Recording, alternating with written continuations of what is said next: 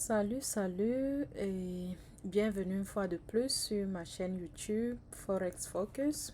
Mon nom c'est Barbara. Je fais cette vidéo c'est une sorte de révision en fait par rapport à la dernière vidéo que j'ai postée dimanche passé. Et la vidéo de la semaine de dimanche passé, c'était pour analyser le marché, voir comment le prix allait se comporter, si les choses allaient se passer.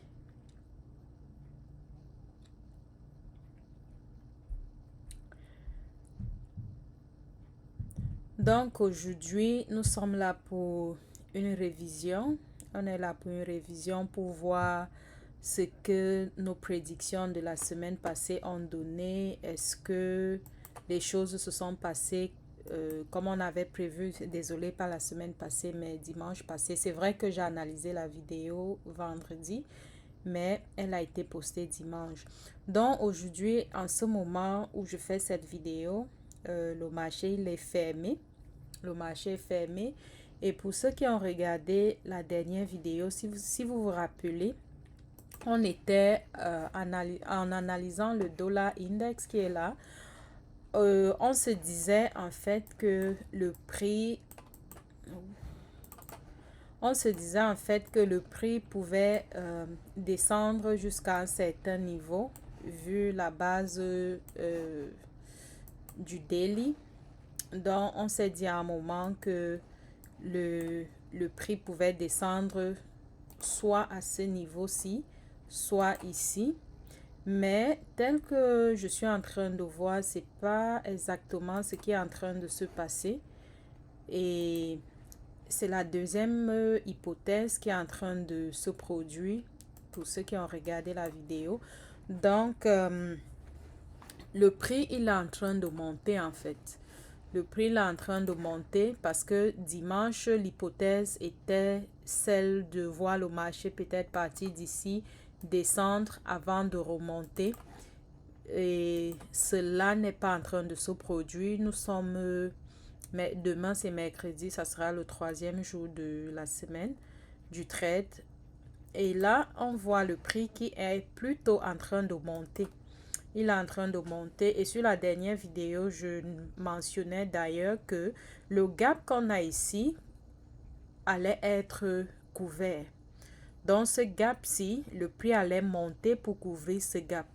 Et là, au niveau où on est là, il est possible que ce prix monte jusqu'à ce niveau-ci avant qu'il ne redescende s'il va descendre.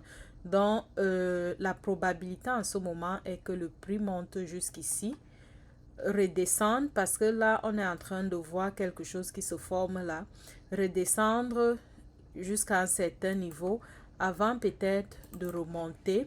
Et là, le buy side liquidity qu'on a à ce niveau-ci là va être, c'est là où le prix est en train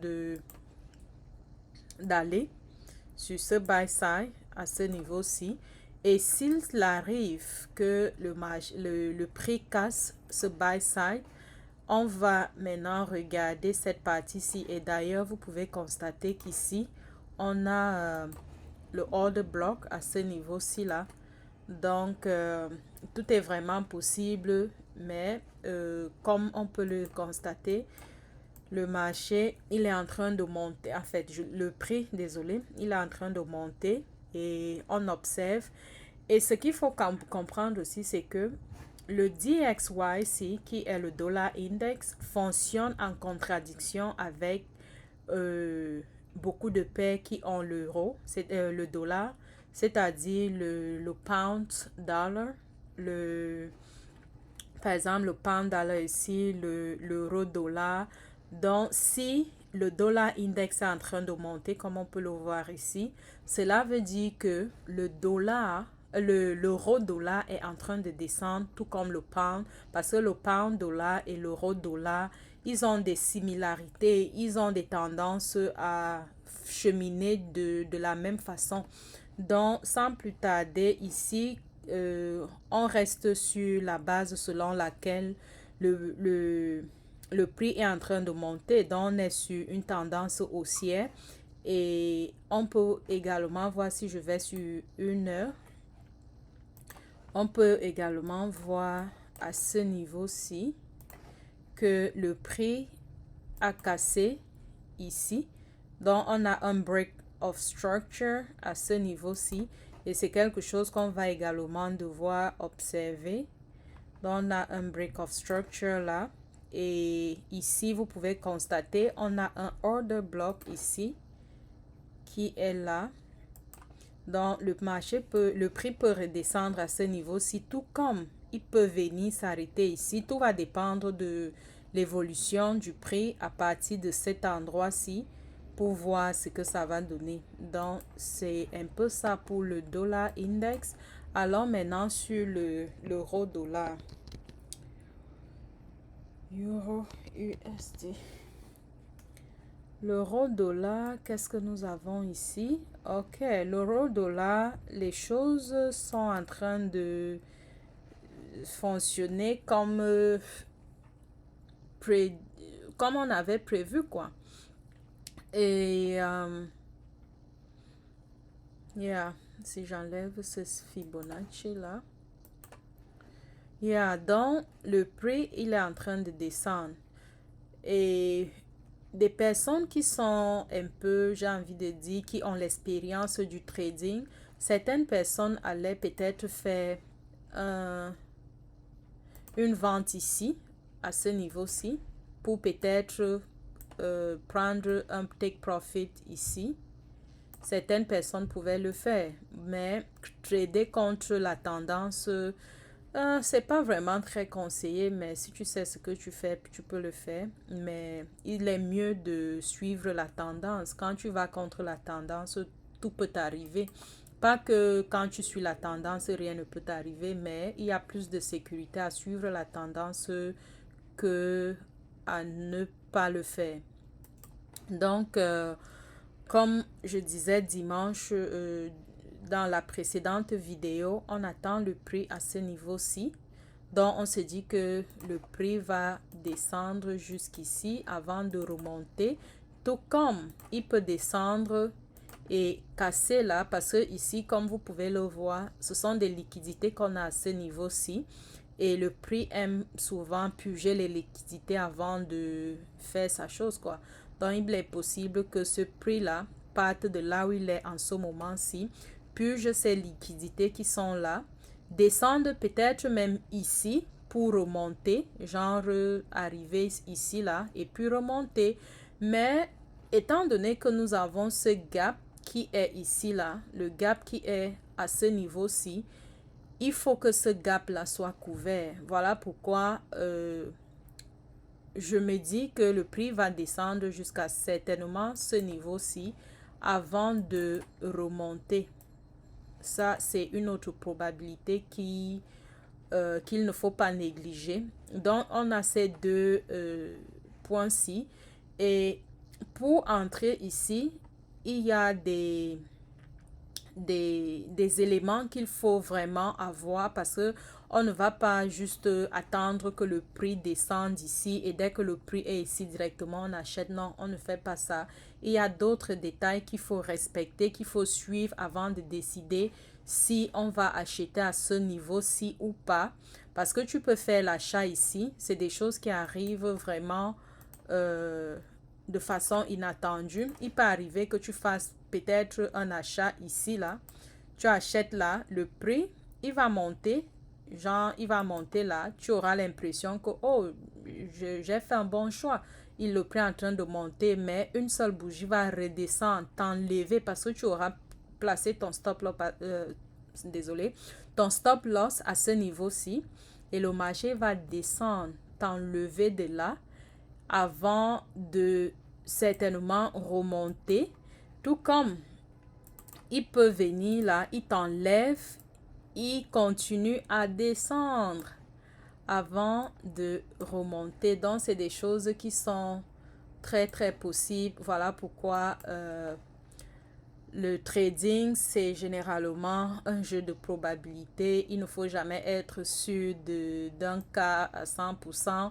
Tu ne peux pas faire une analyse et puis tu te dis, voilà, mon analyse, c'est ce qui va se passer. Non, c'est des probabilités en fait. Donc, sur l'euro, dollar, voilà ce qu'on a. Et comme je disais, ça fonctionne en contradiction avec le dollar index. Et là maintenant, nous allons partir sur le pound GBP USD. Qu'est-ce que le pound nous a donné là depuis c'est quasiment la même chose. Il n'y a pas vraiment beaucoup de changements. Et ce qu'il faut aussi comprendre, c'est comme je disais dans la précédente vidéo, c'est que nous sommes en fin d'année et généralement cette période de l'année n'est pas aussi volatile comme peut-être à partir de janvier, il y aura beaucoup de changements, il y aura beaucoup de volatilité et tout ça là. Mais en ce moment-ci, la volatilité n'est vraiment pas là. Du coup, ça fait que tu vois le prix, c'est comme s'il ne bougeait pas. La preuve en est à ce niveau-ci. Comme vous pouvez le constater, on a eu beaucoup de consolidation. On a beaucoup de consolidation là. C'est vrai que quand je regarde, je vais un peu bouger ceci. Quand je, oups, quand je regarde là, on a un change of character. Bon, ces thèmes-là, vraiment, avec le temps, on va travailler dessus. On a un change of character à ce niveau-ci qui indique que ce marché, il va descendre. Allons un peu sur 1 hour pour voir plus clair. Voilà. Sur 1 hour, quand on regarde, on a ici equal high et puis on a ici un break of structure, genre c'est ici, il y a eu un break of structure ici et puis il y a un nouveau high qui s'est formé, le prix il est redescendu, ça a créé une consolidation et puis maintenant le prix il est remonté là, sauf que en remontant, ce prix n'a pas pu casser en fait ce high-ci, vous voyez là c'est au-dessus, ça n'a pas pu casser et maintenant le prix en descendant a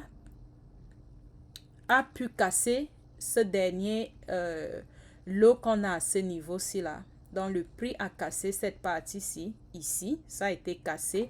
Donc la probabilité ici est de voir ce marché continuer à descendre jusqu'à ce niveau avant certainement de remonter. Ça, c'est ce qu'on se dit, c'est ce qui se prévoit. Tout comme ce marché-là, il peut même descendre. Je vais aller un peu sur Daily pour voir un peu plus clair. Désolé pour... Ok. Maintenant, sur Daily, yeah. On a une consolidation ici. Généralement, ces consolidations-ci se transforment en liquidité. Et voilà, le marché, il revient généralement pour purger ça. Donc, quand je regarde ici, on a ce order block qui est là. Si on repart sur 4 hours, le order block qui est là, sur 4 hours, on va ajuster ceci pour avoir quelque chose de plus visible. Donc, sur 4 hours, les gars, restez avec moi, restez concentrés. 4 heures ou 4 hours, c'est pareil. Donc, il peut arriver que ce prix descende jusqu'à ce niveau-ci avant qu'il ne remonte. Et n'oubliez pas, je pense que c'était sur Daily, je crois bien, on a ce gap ici que nous avons énuméré la dernière fois. Donc, ce gap, il est toujours là. Et ce gap, d'une façon ou d'une autre, devrait être couvert. Tout comme ici, vous pouvez voir le marché, généralement, couvre toujours les gaps le prix, en fait, je veux dire, généralement, couvre les gaps qu'il laisse derrière. Donc, ça, c'était pour le GBP USD. Allons voir le USD GPY, le dollar et le pound le yen japonais. Voilà, ok. Ici, le dollar et le yen japonais. Tout ça, c'est quasiment la même chose. Quasiment la même chose. Ça, c'est daily. Il n'y a vraiment pas grand-chose à voir ici. Il n'y a pas eu beaucoup de mouvements. Si on va sur 4 heures, sur 4 heures là, je vais effacer ça là. Sur 4 heures, j'avais mentionné ce gap-ci là qui est là. Et en regardant le gap, comme je disais là, dans la précédente vidéo, je parlais de ce gap-ci. Je crois nous étions vendredi quand j'ai fait cette vidéo. Vendredi, ça c'était... Le prix vendredi était à ce niveau-ci parce que ça c'était ça, c'est la dernière bougie de vendredi. Donc, le prix était ici. Et je me disais que ce gap-ci, puisqu'il était déjà pas complètement couvert, mais le prix est monté à ce niveau-là. Donc, il est redescendu. Parce qu'à un moment donné, je me disais qu'on pouvait vendre à ce niveau-ci. Sauf que j'ai placé la vente ici. Ce qui n'est, en fait, c'est toujours possible. C'est toujours possible que le prix monte jusqu'à ce niveau-ci et puis redescende. Ça, c'est possible parce qu'on a des liquidités ici qui n'ont pas encore été purgées. On ne sait pas si le prix va revenir à ce niveau-là pour les purger. Voilà pourquoi dimanche, j'avais placé mon buy limit ici, genre au cas où le prix monte jusqu'ici et qu'il redescende là, on va devoir acheter quelque part ici. On va devoir acheter quelque part ici pour voir si le prix allait remonter. Mais là, on est quasiment en phase de consolidation, genre le prix ne bouge vraiment pas. Vous voyez, la première bougie de la semaine, dimanche à 17 h, nous sommes ici. Et puis, nous sommes là. Nous sommes quasiment, en fait, au même endroit, quoi. C'est comme si on n'a pas bougé. C'est vrai quand même que quand on peut regarder, il y a eu mouvement ici. Et généralement, des mouvements comme ça, là, c'est là où les gens perdent leur compte parce que tu te retrouves ici, tu fais un achat, tu fais une vente, tu te dis non, le marché, le prix va descendre. Si tu as fait la vente, par exemple, ici, et tu te dis le prix va descendre peut-être jusqu'ici et puis tu vas prendre ton stop loss. Et quand je regarde, c'est même pas négligé. Genre, yeah, c'est pas vraiment, ça fait combien? 86 pips. Enlève un peu ça. Ça fait 86 pips. 84, 85, je veux dire. Donc, imagine si tu as acheté là, tu as peut-être placé ton stop loss à ce niveau-ci. Et puis maintenant, tu te dis que le prix, il va descendre jusqu'ici et il ne descend pas. Et pour des personnes qui font dans le swing trading, on va toujours se dire non, certainement, ça va redescendre et tout. Mais, we never know. On ne sait jamais parce que il peut arriver que ce prix-ci décide de continuer à monter en fait. Et surtout même que le dollar yen japonais est sur une tendance haussière. Yeah. Donc, l'autre probabilité que je vois ici, au cas où le prix ne redescend pas jusqu'à ce niveau, je me dis que ce prix-là peut monter jusqu'à ce niveau-ci. Donc, si peut-être quelqu'un veut peut-être faire une vente, un buy, tu peux peut-être acheter. Il faut qu'on aille un peu sur 1 hour. Tu pourras peut-être acheter ici, mais là, avant de le faire, il faut un peu regarder quelque chose là. Au cas où quelqu'un veut faire la vente, peut-être une vente à ce niveau-ci. Le stop loss sera là. Et puis, le target, tu peux target ici. Ou alors, tu target même ici pour éviter trop de problèmes, quoi. Tu peux target à ce niveau-ci. Donc, tu peux prendre ton take profit ici. Tout comme tu peux aller jusqu'ici. Si moi, je vais faire peut-être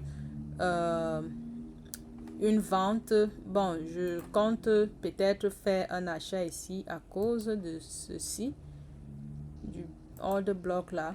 Donc, si tu fais un achat à ce niveau-ci, ton premier take profit peut être là. Ça te donne quasiment 60 pips, 59, 60.